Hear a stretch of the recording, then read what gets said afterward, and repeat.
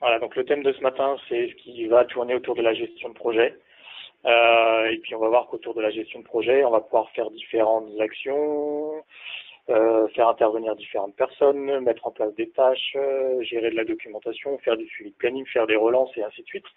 Donc l'idée, c'est autour du projet, c'est d'avoir un aspect planification, tâche à faire, on va dire, et puis un deuxième aspect qui va être documentaire en lien avec le projet ou directement en lien avec les tâches du projet.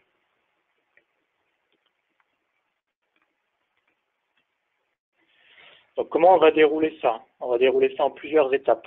Tout d'abord, on va faire une rapide introduction sur le sujet et ensuite on se plongera directement au cœur du projet et on verra que dans M-Files, le projet est découpé en différents éléments. On va tout d'abord retrouver le projet, après on verra que dans le projet, on va retrouver des notions qui s'apparentent à des phases, des activités, puis des jalons. Après, on verra que sur ces éléments-là, on peut venir greffer des ressources et des tâches, par exemple.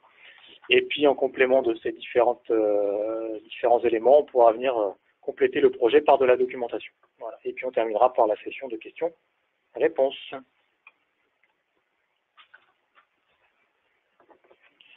Donc, aujourd'hui, voilà, ce qui est globalement noté ici, tout ce qui va tourner autour de la planification, de l'affectation des tâches aux différentes ressources, du suivi des tâches, de savoir ce qui est en retard, de savoir ce qui est fait, globalement d'avoir une visibilité assez exhaustive et précise de son projet, sont des éléments essentiels et des éléments clés de la réussite d'un projet. Au-delà de l'aspect documentaire d'un projet, de savoir qui travaille sur quoi, ce qui est fait, pas fait, et ainsi de suite, et de notifier les gens sur des tâches qu'ils ont à faire, de planifier ça, mettre ça dans un planning, et ainsi de suite, quoi. Voilà, M-Files va aider dans ce sens-là, dans le sens où l'aspect gestion de projet, alors on va pouvoir créer un certain nombre d'éléments sur des choses assez simples à mettre en œuvre, qui ne vont pas nécessiter un temps conséquent et être très gourmand en termes de ressources. Et on va tout de suite pouvoir avoir une visibilité simple sur les projets, savoir qui travaille sur quoi, quelles sont les ressources qui sont affectées, ce qui est fait, pas fait, suivre l'avancement, et puis venir associer de la documentation, si on le souhaite, aux différents échelons de notre projet. Donc, qu'est-ce que va apporter M-Files dans tout cela? M-Files, c'est une plateforme unique pour tout le monde. Donc, c'est-à-dire que moyennant les droits d'accès que chacun se verra octroyer en fonction de son profil, verra tout ou partie des documents, tout ou partie des projets, éventuellement une partie des tâches à faire, etc., etc. Mais du moins, on va être dans une plateforme unique, c'est-à-dire que si on reste sur quelque chose qui est ouvert, un collègue va mettre un document ou réaliser une tâche à l'intérieur du projet, on va se dire que les membres du projet vont pouvoir avoir accès immédiatement à cette information-là par des recherches, par des notifications et autres, quoi. Ensuite, on va retrouver une gestion d'équipe et des ressources, très en lien avec le projet, tout le suivi des tâches à faire. Tout à l'heure, on évoquait des activités, des phases, des jalons, etc. Tout ça, ce sont des tâches qu'il y aura à réaliser au fur et à mesure de l'avancement du projet. Le projet, au-delà de faire de l'affectation de ressources dans M-Files, on peut aussi faire de la planification sous forme de Gantt. Ça, on le verra tout à l'heure. Et on peut venir, comme on l'a dit déjà, venir greffer par-dessus l'aspect planification un aspect documentaire et venir affecter de la documentation à chacun des éléments du projet pour justifier, par exemple, la réalisation d'une action. Je viens mettre mon compte-rendu. Voilà, des choses simples qu'on saura faire avec M-Files. Un autre avantage, c'est que l'outil est disponible sur smartphone et tablette. Donc pour des gens qui sont mobiles et qui ont besoin d'avoir accès à l'information, on a toujours le téléphone sur soi, donc c'est assez facile d'aller chercher une information ou d'être notifié sur quelque chose qui vient de se passer autour de notre projet.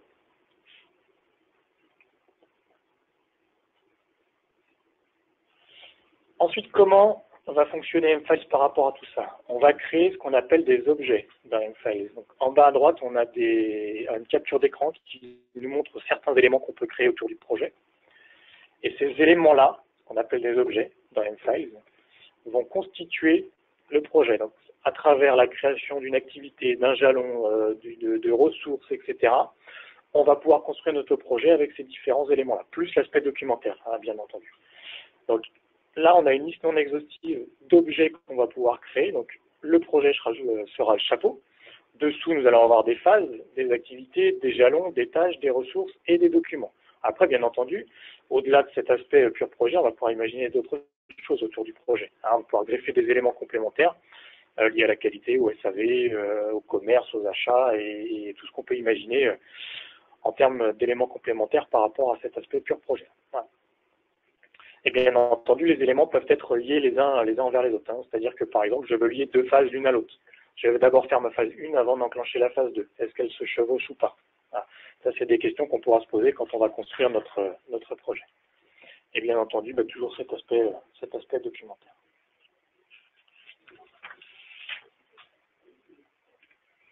Donc maintenant, on va reprendre ces éléments un par un et dans l'ordre. On va enclencher la démarche de construction d'un projet type sous forme d'exemple pour ce matin. Donc la première chose qu'on va faire, c'est de créer le projet. D'accord? Donc l'utilisateur qui a le droit va pouvoir créer un objet de type projet et il va devoir décrire ce projet-là. Donc avec un certain nombre de propriétés descriptives, comme on le voit dans la capture d'écran là, ici, sachant que ces propriétés descriptives, elles peuvent être soit facultatives, soit obligatoires, et de différentes natures. Soit c'est du texte, soit c'est une date, soit c'est une valeur numérique, entière ou décimale, soit je peux faire le choix dans une liste, par exemple. Et ces éléments-là peuvent aussi arriver de l'extérieur. Par exemple, on peut très bien associer un client à mon projet, sauf que le client n'est pas géré directement par M-File, mais on peut imaginer qu'il arrive de mon ERP ou qu'il arrive directement de mon CRM. Donc M-File va savoir communiquer dans un sens et dans l'autre avec des outils externes pour rapatrier de l'information, genre des clients, genre des contacts, genre des commandes, des choses comme celle-ci, mais aussi renvoyer de l'information vers ce même outil-là, par exemple un champ qui est complété dans M-File qu'on voudrait retrouver quelque part dans ce second outil. Les propriétés descriptives, elles sont là pour décrire le projet, d'accord, et aussi pour faire de la recherche. Donc globalement, on va retrouver le client, des dates, le type de projet, les membres du projet, le pourcentage d'avancement, quand est-ce qu'il a débuté, etc., etc. Toutes ces propriétés-là sont des propriétés qui sont personnalisables sur mesure en fonction des besoins de chacun et de chacune. Donc ce qu'on va voir ce matin, là, c'est juste un exemple de choses que nous, on a imaginées. Mais il faut avoir à l'esprit que ce sont des choses qu'on va savoir personnaliser en fonction des besoins. Voilà l'interface utilisateur. D'accord? Donc ici, on va pouvoir créer des nouveaux éléments. Donc, par exemple, on va partir sur la création d'un nouveau projet, ici. Et ce projet-là, à partir de ce moment-là, on va devoir le décrire et compléter ses propriétés descriptives. Voilà. Donc là, j'ai une carte d'identité du projet qui m'est proposée. Donc on va devoir lui définir un nom ou un titre. Une société. Donc là, par exemple, voilà, j'ai client 1 et Feelings, qui sont deux clients qui sont dans ma base de données M-Files. Mais en l'occurrence, ça ne m'empêche que cette liste-là soit issue de mon ERP ou de mon CRM, par exemple. La date de création du projet. Quel est le sujet? Donc là, on va pouvoir retrouver des listes de valeurs. Est-ce que c'est un sujet qui concerne un BI, un PLM, une transformation numérique, etc., etc., configurateur et ainsi de suite. Donc ces listes-là, c'est pareil, sont personnalisables et propres à chacun et à chacune. Le but de décrire le projet, comme ça, c'est que derrière ces propriétés-là, derrière, on va pouvoir faire de la recherche grâce à ça. Mais aussi, on va savoir faire de la compilation d'informations pour faire du reporting. Hein, et ressortir de l'information en termes d'indicateurs sur tel ou tel projet de tel ou tel type, en fonction des sujets qui sont affectés. Quel est le chef de projet client? Quel est le chef de projet Feelings? Hop. Je vais mettre moi pour ce matin. Tout ce qui a des petites étoiles ici, à droite de la propriété, sont des informations obligatoires à compléter par l'utilisateur. Sans ça, il ne peut pas créer son projet. Ensuite, on va définir les ressources ici qui vont travailler sur le projet. Donc là, on va pouvoir faire le choix dans des listes de valeurs, voilà, comme celle-ci. Et ces listes de valeurs-là, globalement, matérialisent les ressources. Donc, globalement, c'est les employés de l'entreprise qui vont travailler sur ce projet-là. Et après, on peut imaginer avoir des droits d'accès. Donc, par exemple, là, j'ai mis Alex et Andy sur ce projet en termes de ressources. Donc, ils vont pouvoir avoir accès aux documents et à l'intégralité des informations du projet. Par contre, si on prend Mike, en l'occurrence, qui n'est pas membre du projet, moyennant les droits d'accès, lui, ne verra pas les documents et ce qui se passe autour de ce projet-là. Donc, on peut imaginer la date de début, la date de fin, etc., etc. Il peut aussi y avoir des propriétés calculées. Ici, comme la durée en jours, c'est une valeur qui est calculée par rapport à la date de début et la date de fin du projet. Donc, il peut y avoir aussi une intelligence de calcul par rapport à ça. Typiquement, là, j'ai cherché à créer mon projet. Seulement, j'ai une propriété obligatoire qui n'était pas complétée. Donc je ne peux pas poursuivre la création de mon projet, je suis obligé de saisir quelque chose dans la valeur ID de vie là, de manière à pouvoir créer mon projet. Voilà. Donc mon projet est créé. À partir de ce moment-là, on va le mettre en favori. Et mon objet projet maintenant est disponible. Et on va pouvoir venir compléter les informations au fur et à mesure de la vie de ce projet-là. Pour l'instant, j'ai un projet basique avec 2 ressources à l'intérieur et une société.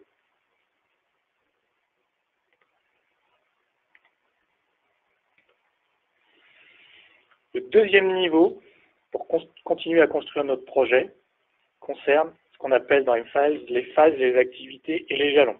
Cette terminologie-là est peut-être revue. Hein. On peut nommer les objets de manière différente. Donc globalement, ici, on a le schéma de comment va se découper un projet dans M-Files. On va avoir directement sous le projet des phases, et dans les phases, on va avoir un certain nombre d'activités. Et des jalons, si on le souhaite. Hein, il n'y a aucune obligation d'aller jusque-là, mais globalement, on va se retrouver avec 3 niveaux, projet, phase et activité, et avec des jalons également au même niveau que les activités.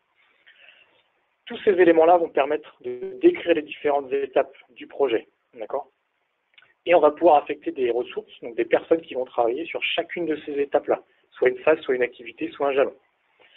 Et il faut également avoir à l'esprit qu'on est en mesure d'avoir des projets modèles, donc par exemple avec des jalons types, des activités types, des documents standardisés pour le projet qu'on sera dupliquer dans la création d'un nouveau projet, pour avoir de base déjà toute cette structure-là qui est prédéfinie.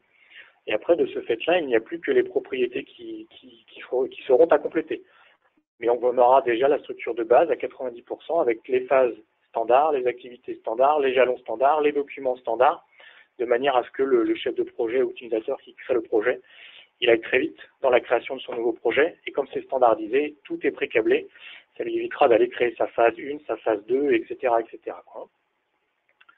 Voilà. Et ensuite, chacun de ces objets, phase, activité, jalon, va avoir des propriétés descriptives, en toute logique, et on va affecter des dates, et les dates vont servir derrière à la planification. Donc on y va. Voilà, partant du projet, ici, on va pouvoir créer une phase, par exemple.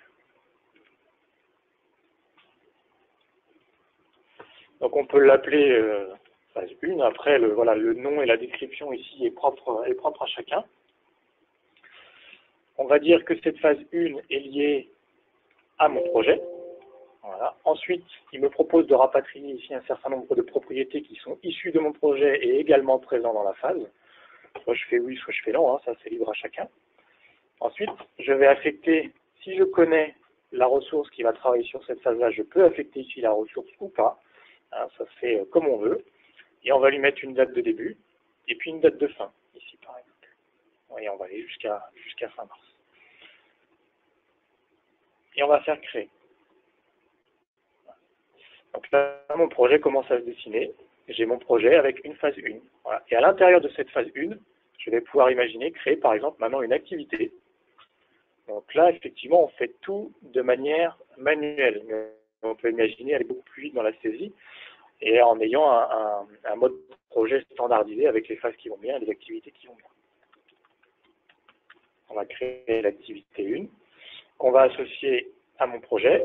Alors, est-ce que je vais rapatrier mes ressources encore une fois, oui ou non, ça c'est comme on veut, et que je vais associer à la phase 1 de mon projet. Et là, après, au niveau des ressources, on verra tout à l'heure, j'ai plusieurs options qui vont s'offrir à moi en fonction de la connaissance que j'ai et de la ressource que je vais vouloir affecter à cette phase. Peut-être qu'à ce moment-là, je ne sais pas qui va encore travailler sur l'activité. Donc la date de début, on va dire que ça sera du 8 au 15, par exemple. Et ici, on voit qu'il y a un pourcentage de progression. Ça, on y reviendra tout à l'heure. On sait aussi gérer sur une activité des listes de valeurs, comme celle-ci. Est-ce que ça a été fait dans les temps? Est-ce que ça a été fait en avance? Est-ce que ça a été fait en retard, etc. Le but, après, c'est de voir au niveau délai du projet, d'aller ressortir toutes ces informations-là pour se dire, ben, ça c'est en avance, ça c'est en retard, et d'aller chercher l'information pour savoir ce qui s'est passé réellement sur le projet. Alors là, je viens de me faire embêter, parce que typiquement, vous voyez ici, j'ai mon activité qui cherche tout de suite à se mettre tâche à réaliser. Et la tâche à réaliser sous-entend que j'ai une ressource qui doit être affectée ici. Or, on peut partir du principe que je ne sais pas quelle est la ressource qui va travailler sur cette activité-là. Donc pour l'instant, je peux la mettre en tâche non démarrée. Voilà. Et quand je connaîtrai la ressource on va dire non affectée plutôt. Voilà. On y reviendra tout à l'heure sur cet aspect affectation de ressources. Voilà. Donc là, pour l'instant, j'ai mis mon activité en non affectée, voilà, parce que je ne sais pas la ressource qui va travailler dessus. On peut imaginer créer une seconde activité. Donc le principe sera le même, hein. Je vais créer une activité toujours en lien avec mon projet et avec ma phase.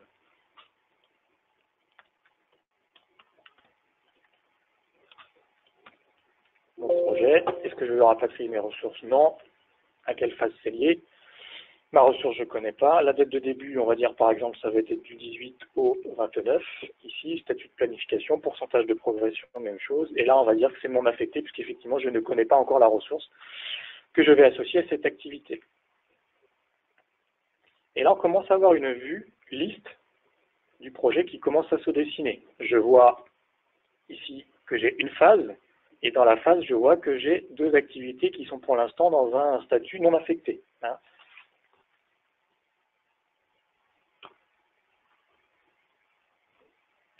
Ensuite, pour poursuivre, donc là, globalement, ce qu'on vient de faire, c'est ce découpage-là. Hein. Alors, on peut même imaginer créer un jalon, je vais le faire après. Pour l'instant, on a vu le formaliste du projet, c'est-à-dire que globalement, on va dérouler des cas d'emploi. Je vais voir mes phases, je vais voir les activités qui sont en dessous. On peut également avoir une phase plutôt Gantt, enfin une visibilité plutôt Gantt de notre projet. Donc on peut construire le projet à l'aide d'un Gantt comme celui-ci, basé sur les dates qu'on complète au niveau des descriptions de nos phases et de nos activités. Et après, sous forme de glisser-déposer, on va savoir positionner les activités et les phases dans le temps et augmenter et rétrécir leur durée en fonction des besoins du projet. Je reviens sur ma phase. Je vais terminer simplement, on va créer un nouveau jalon, par exemple, ici. On va dire validation phase 1 pour mon projet. Voilà, pour telle phase. La ressource, on va dire, la ressource, je vais mettre en non affecté puisque la ressource, je ne la connais pas. Donc là, on est dans une vue liste. Après, j'ai la vue Gantt qui est disponible ici. Je vais retrouver les mêmes informations, mais sous format graphique. Je retrouve ici la phase 1 de mon projet. Sous la phase 1, je retrouve mes activités et je retrouve mon jalon, ici validation phase 1, pour lequel je n'ai même pas mis de date.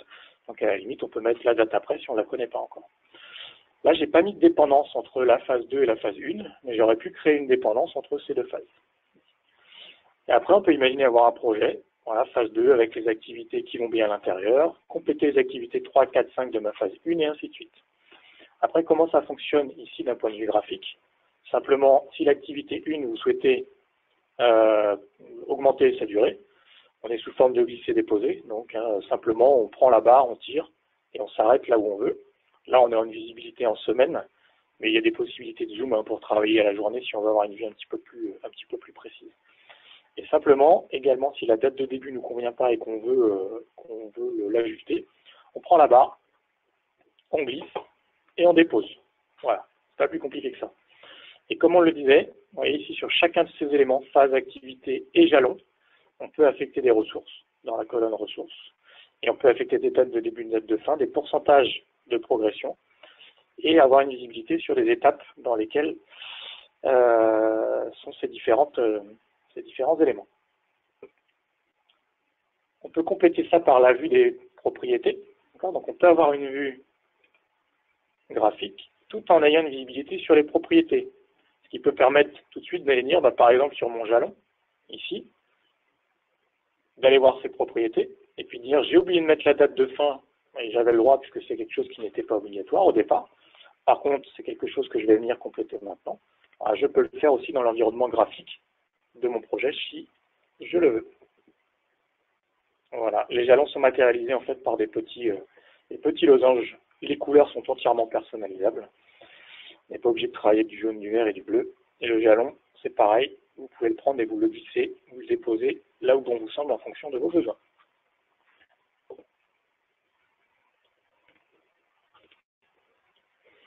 Alors maintenant, un aspect supplémentaire, c'est les ressources et leur affectation.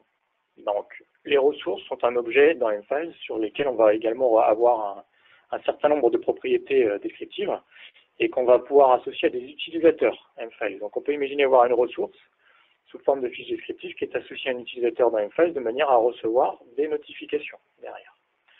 Ces ressources-là, donc sont globalement les membres du projet, pour faire simple, elles sont responsables de la réalisation des différentes actions du projet, les phases des activités et les jalons.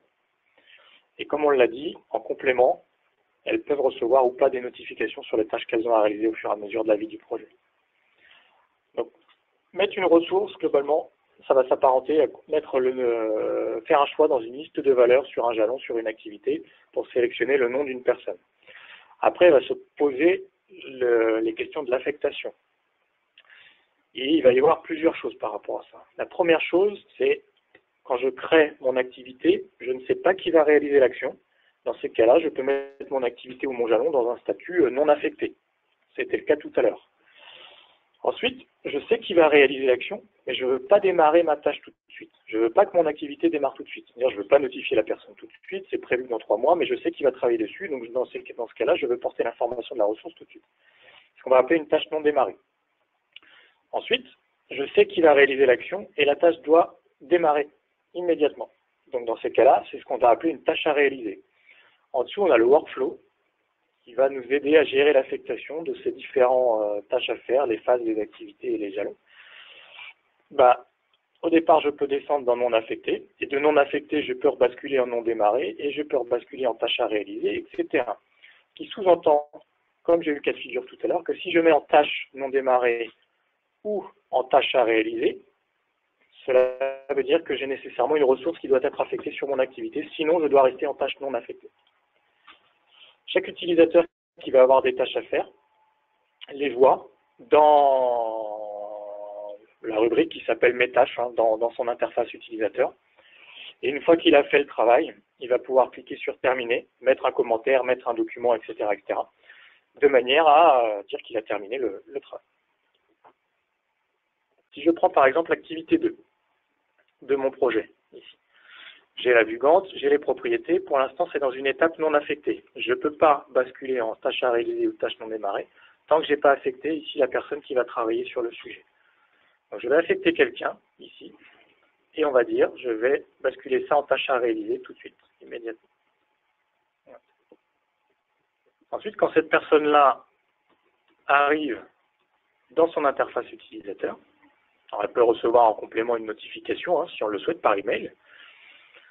Voit les tâches qui lui sont attribuées en bas, ici, dans la rubrique Mes tâches. Je vois que je vais travailler moi sur l'activité 2. Ça peut être complété avec un aspect calendaire en haut à droite, de manière à positionner dans un calendrier les tâches à faire, ici. Et dessous, je vois que je vais travailler sur l'activité 2. C'est moi qui est affecté. J'ai le projet. Je vois la phase. Je peux dérouler le projet, ici. Aller voir les jalons, aller voir les documents, éventuellement aller voir la fiche client, peut-être dérouler le client s'il a des documents complémentaires, etc. Une fois que j'ai fini cette activité-là, je peux cliquer sur Terminer et éventuellement mettre un commentaire, si je veux,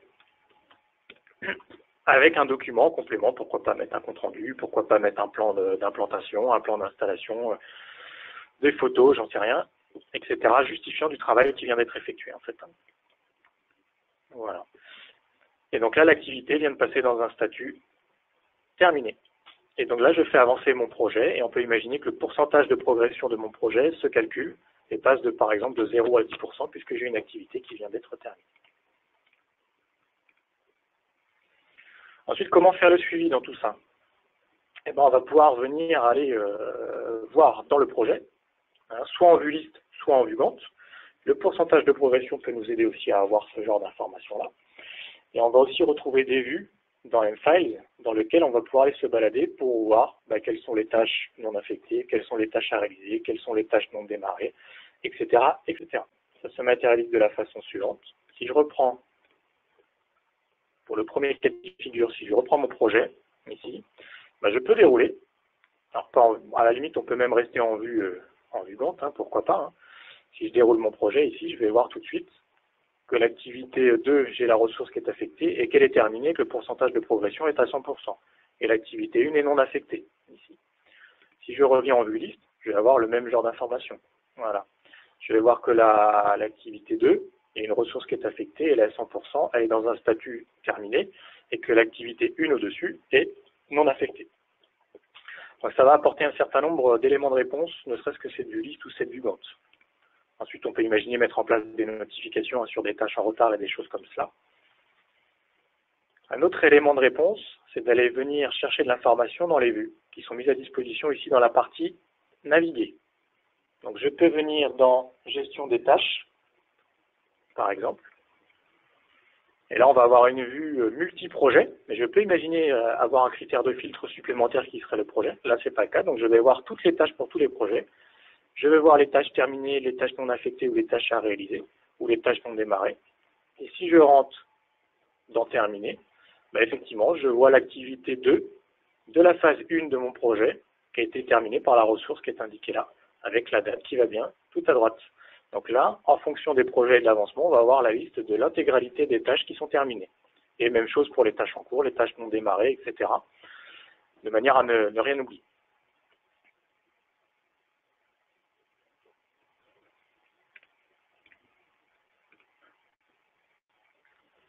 Voilà, donc après avoir réalisé la description de notre projet d'un point de vue tâches à faire, activités et ainsi de suite, on va retrouver des informations maintenant complémentaires en ce qui concerne la documentation. Donc la documentation peut être affectée à tout niveau du projet, et ça peut être n'importe quel type de document, genre un email, genre des photos, genre un Word, des choses comme ça, ou des vidéos, peu importe, à la limite, le type de document qu'on va savoir associer.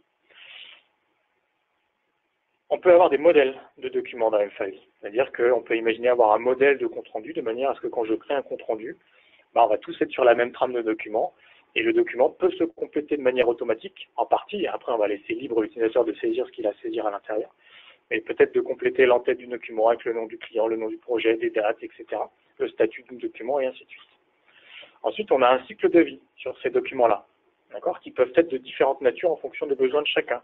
Ça peut être quelque chose d'assez basique, le document il est en rédaction et ensuite il est diffusé, ou alors le document il est en rédaction, il doit être signé par quelqu'un, et ensuite il est signé. Donc le cycle de vie, on va le matérialiser à travers ces exemples qu'on voit, qui sont non exhaustifs, on peut en avoir bien d'autres, mais on va matérialiser le statut du document et qui va faire quoi à l'intérieur par rapport à l'avancement du document, rédaction, signature, diffusion et ainsi de suite. Ça c'est pareil, c'est quelque chose qui est entièrement personnalisable. Il y a plusieurs choses. La première, c'est de réaliser un glisser-déposer. Je prends mon projet qui est ici. Voilà, je reprends les activités, les phases, etc. À la limite, on peut s'arrêter au niveau projet pour l'instant. On va se dire, j'ai un document Word, voilà ici, qui a été rédigé. Un document Word classique. Et on va le glisser, on va le déposer dans M-Files pour l'associer directement à notre projet. Et à partir du moment où le glisser-déposer a été fait, ce document Word-là devient géré par M-Files, avec éventuellement des statuts et tout ce qu'on peut imaginer. Voilà, pour information, vous avez la barre d'intégration M-Files qui est disponible dans l'environnement Office pour aller faire de la recherche, ouvrir, enregistrer, faire de l'insertion de propriété, etc. Donc c'est un autre moyen de venir peupler le projet avec de la documentation, c'est d'utiliser cette barre d'intégration qui est là. Donc basiquement, on prend, on glisse, on dépose sur le projet, et à partir de ce moment-là, j'ai mon document qui est disponible et directement associé à mon projet. Et là, je viens greffer une couche supplémentaire au-delà du projet qui est pure activité, jalon et phase. Je viens compléter tout cela par des documents, avec éventuellement la visionneuse intégrée qui permet d'aller voir les documents sans ouvrir nécessairement Word, Excel, PDF et ainsi de suite. Une autre possibilité est de se dire, ce document-là, moi je vais le créer. Donc je vais venir créer un nouveau document, ici.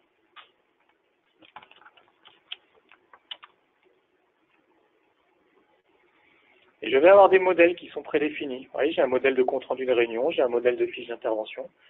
Je vais pouvoir dire c'est un document de tel ou tel type, est-ce que c'est un budget, est-ce que c'est un plan d'action. Donc ça, c'est une liste non exhaustive de type de document qui est propre à chacun.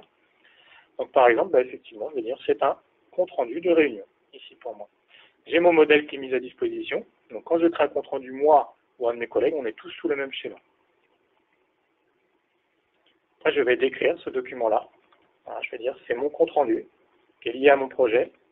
La date de création, ça sera aujourd'hui. Je peux lier une phase, une activité et un jalon si je veux. J'aurais pu glisser-déposer sur un jalon, par exemple, le document de tout à l'heure.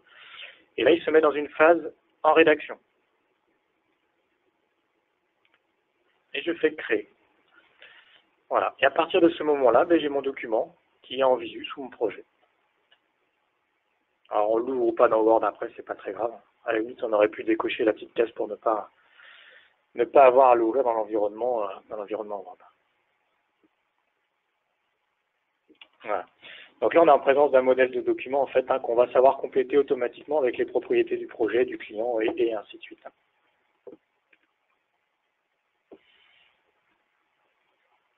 Ensuite, on a dit qu'on matérialisait par des statuts l'avancement de notre document. Donc là, pour l'instant, il est en rédaction. On le voit ici.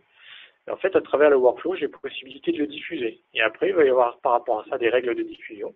Il peut y avoir de la notification de différentes personnes du projet ou externes au projet pour dire voilà, le document, le compte rendu de telle date du projet est disponible. Donc on va le diffuser ici.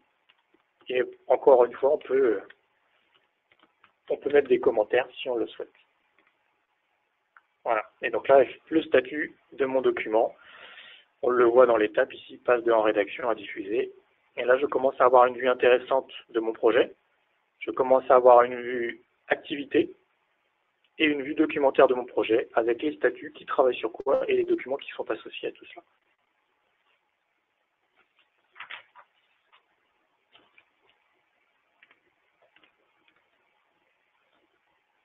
Donc voilà. Après, bien entendu, on peut imaginer aller plus loin que ça. On peut imaginer venir faire vivre notre projet avec des éléments complémentaires. Ça peut être des éléments financiers, comptables. Ça peut être je sais pas, des factures fournisseurs, des choses comme ça. Ça peut être des documents commerciaux, des commandes, des contrats, des devis, et ainsi de suite.